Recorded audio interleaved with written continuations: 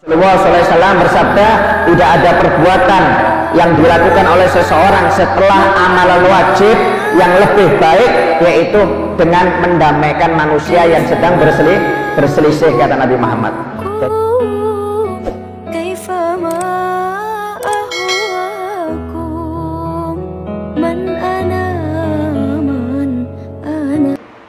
Dari sahabat Abu Hurairah, mudah-mudahan Allah meridhai beliau, bahwasanya sahabat Abu Hurairah berkata, aku mendengar Nabi Muhammad SAW bersabda, setiap persendihan manusia diwajibkan untuk bersedekah setiap harinya mulai matahari terbit.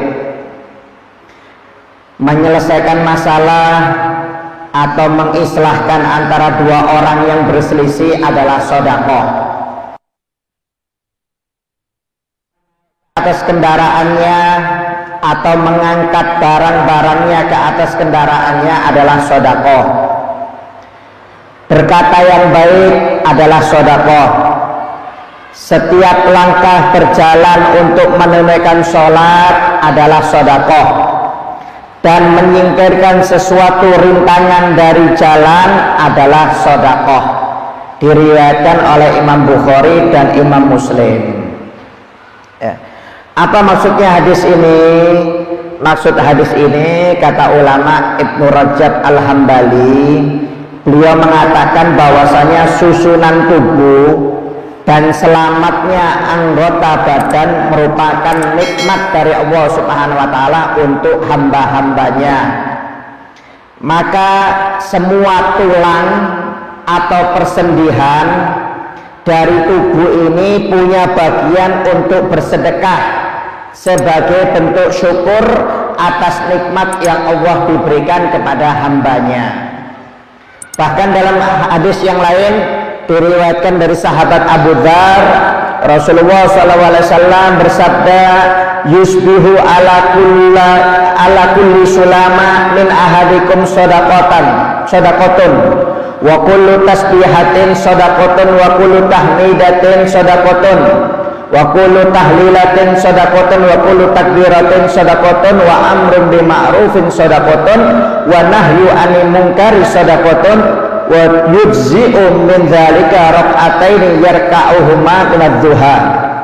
Di dalam hadis yang lain Rasulullah SAW bersabda, pada pagi hari diwajibkan bagi seluruh persendihan atau tulang di dalam tubuh kalian itu untuk bersedekah, kata Nabi Muhammad SAW. Dengan cara apa? Yaitu setiap baca tasbih adalah dihitung sedekah pahalanya. Setiap baca tahmid ya dihitung sedekah. Setiap baca tahlil dihitung sedekah. Setiap baca takbir dihitung sedekah. Mengajak orang untuk berbuat ma'ruf sedekah. Mencegah orang untuk berbuat mungkar adalah sedekah. Dan semua itu bisa dicukupi dengan melaksanakan sholat duha sebanyak 2 rakaat, kata Nabi Muhammad SAW. Ya, jadi maaf di dalam tubuh kita ini ada tulang-tulang atau sendi-sendi yang wajib disedekahi, kata Nabi Muhammad SAW. Setiap paginya, tidak boleh tidak. Apa maksudnya? Sebagai tanda syukur kita kepada Allah Subhanahu wa Ta'ala. Ada berapa persendian, ada berapa tulang yang ada di tubuh kita? Ada 360, kata Nabi Muhammad SAW. Dari Siti Aisyah bahwasanya Nabi Muhammad SAW bersabda, innahu khuliqa kullu insanin min bani Adam ala sittina wa salatami'a mafsilin. Kata Nabi Muhammad, sesungguhnya setiap manusia keturunan Nabi Adam itu diciptakan memiliki 360 persendian, kata Nabi Muhammad SAW. Jadi 360 persendihan ini dalam tubuh kita ini tiap hari wajib disedekoi, kata Nabi Muhammad SAW, sebagai bentuk tanda syukur. Kalau disedekoi, insya Allah tubuhnya sehat. Ya. Ya. Dengan cara apa? Macam-macam, seperti yang Nabi Muhammad. Ya. Mengangkat barangnya orang dihitung sedekah, mengucapkan kalimat yang baik, takbir, tahmid, sholawat, istighfar, baca Quran dihitung sedekah. memindahkan barang dari tengah jalan supaya orang nggak luka, dihitung sedekah. Jadi dengan berbagai macam cara. Jadi sedekah di sini bukan hanya yaitu maksudnya mengeluarkan uang saja. Ya, kalau sedekah cuma mengeluarkan uang, ya kasihan yang nggak punya uang nggak bisa sedekah akhirnya. Ya. Kan dalam hadis yang lain, sebagian orang miskin mengeluh kepada Nabi Muhammad, ya Rasulullah, kita ini dengan orang kaya sama-sama sholat, sama-sama puasa, cuma mereka bisa sedekah, sedangkan kita nggak bisa sedekah, ya Rasulullah. Apa jawab Nabi Muhammad? Apakah kalian tidak tahu bahwasanya Allah telah membuat sedekah untuk kalian, yaitu setiap bacaan takbir, tahmid, tahlil, ya itu dihitung sedekah. Dan setiap kalian mendatangi istri kalian, maka dihitung sedekah, kata Nabi Muhammad Shallallahu Alaihi Wasallam. Jadi sedekah itu Pak, maaf bukan hanya dengan uang. Sedekah itu bisa dengan perbuatan yang lainnya. Intinya kalau ada amalan yang mendekatkan kita kepada Allah Ta'ala, itu dihitung sedekah.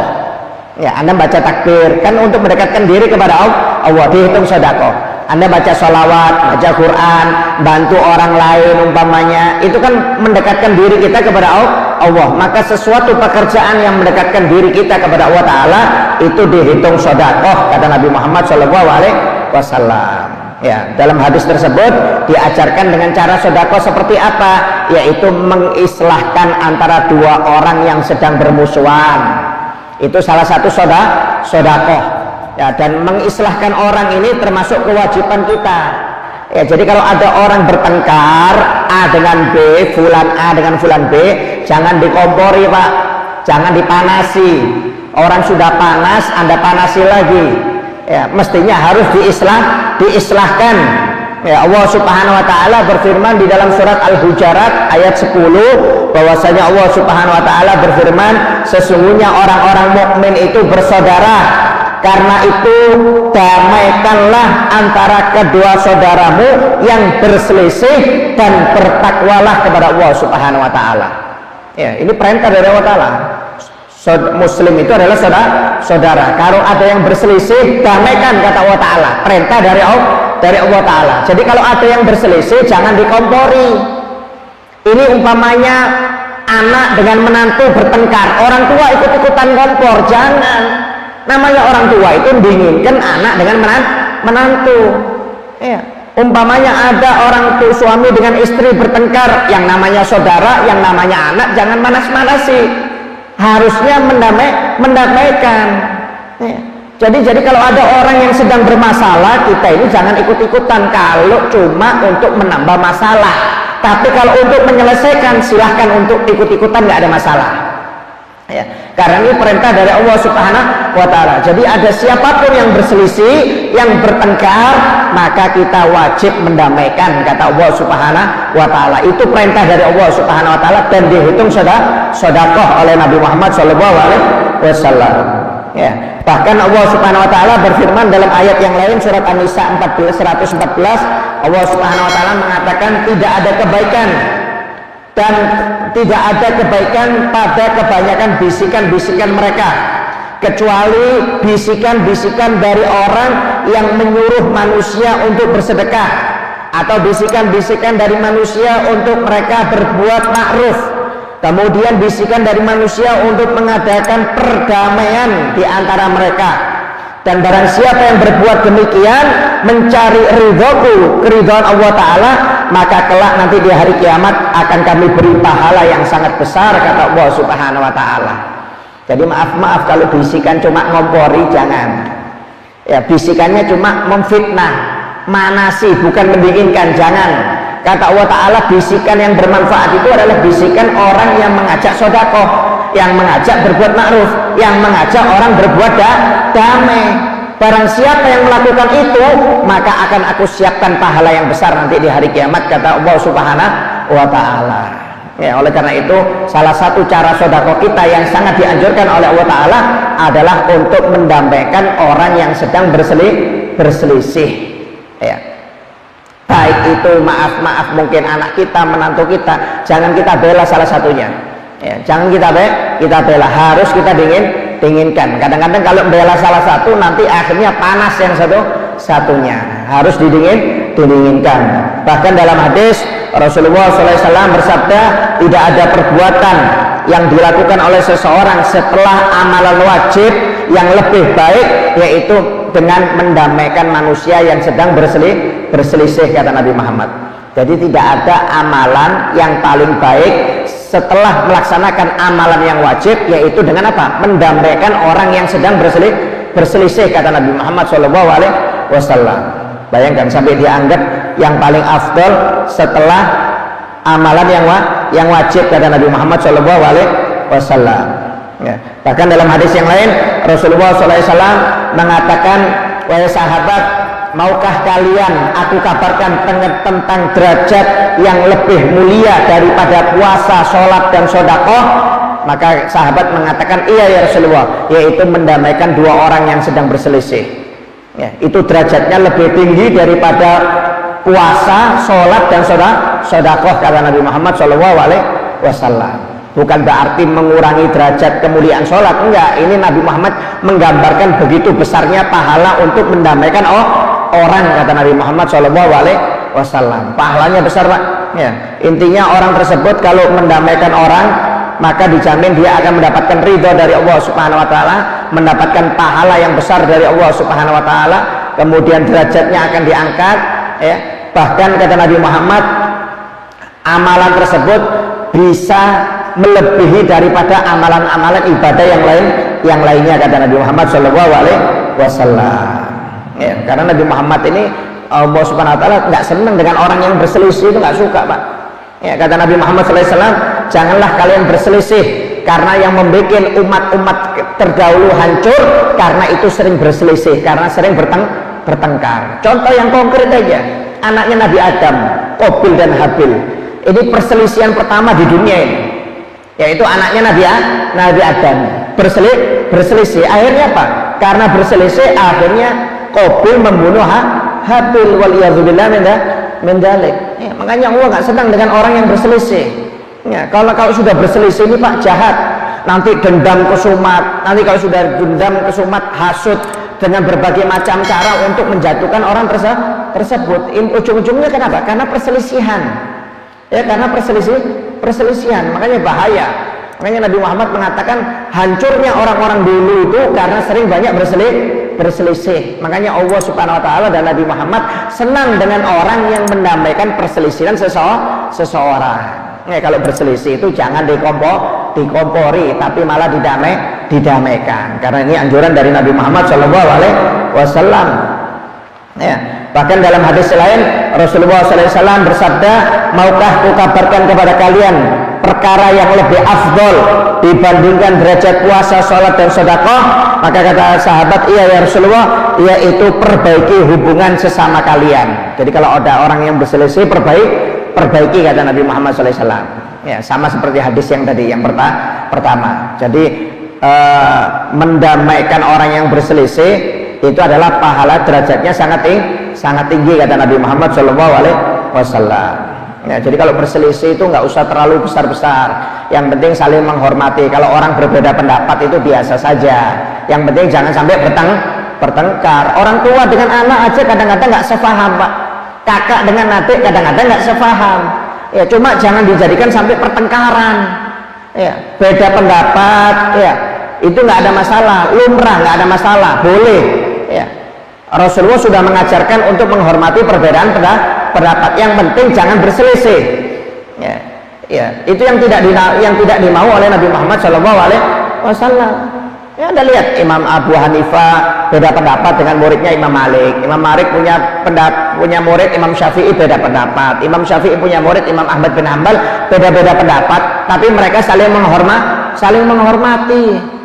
Ya, kenapa? Sudah diajarkan oleh Nabi Muhammad. Ya, jadi kalau ada orang berselisih ini sampai bertengkar, ya maaf, ini berarti namanya tidak menghargai perbedaan pendapat. Jadi perselisihan itu boleh, nggak ada masalah. Ya, baik itu masalah pribadi maupun masalah agama, pendapat, yang penting jangan sampai bertengkar. Ya, karena ini sesuatu yang sangat berbahaya yang tidak disukai oleh Nabi Muhammad SAW. Ya, biarkan aja. Ya. Nabi Muhammad aja pernah memegang seorang tahanan. Jadi ada seorang tahanan Yahudi pintar dengan ilmu matematika, aljabar, ditahan oleh sahabat. Kata sahabat, ya Rasulullah, ini orang Yahudi, tahanan perang kita, tapi dia memiliki kelebihan yaitu pintar dengan ilmu hitung-hitungan, aljabar. Gimana ya Rasulullah? Rasulullah manggil Abu Bakar dan Umar. Wahai Umar, Abu Bakar, sini kamu berdua. Ini ada orang Yahudi yang kita tahan, tahanan perang, tapi dia punya kelebihan ilmu matematika. Bagaimana pendapatmu? Kata Abu Bakar, jangan dibunuh ya Rasulullah. Kita ambil ilmunya saja, kita kumpulkan untuk orang-orang muslimin yang nggak paham hitung-hitungan, suruh dia ngajari. Yang satunya Sayyidina Umar, bagaimana pendapatmu Sayyidina Umar? Bunuh aja, nggak ada manfaat ini. Kata Sayyidina Umar langsung main bunuh aja ya Rasulullah, nggak bermanfaat ini. Nanti akhirnya takut memengaruhi akidah teman-teman kita, memengaruhi akidahnya sahabat. Bunuh aja sudah, nggak ada manfaat ini. Bayangkan, Abu Bakar aja dengan Umar beda pendapat. Tapi apa jawab Nabi Muhammad SAW? Wahai Umar, terima kasih, kamu seperti Nabi Musa alaihissalam, keras, tegas. Tapi aku lebih memilih pendapatnya Abu Bakar. Abu Bakar seperti Nabi Nuh, agak dingin, agak bisa menyelesaikan masalah. Aku pilih pendapatnya Abu Bakar, kata Nabi Muhammad SAW. Jadi salah satunya adalah dengan menyelesaikan perselisihan seseorang. Jadi intinya boleh kita beda pendapat, intinya jangan sampai bertengkar. Kalau ada orang bertengkar karena perselisihan baik masalah pribadi atau masalah agama atau yang lainnya, wajib kita damaikan, kata Nabi Muhammad SAW. Dan mendamaikan ini pahalanya sangat besar.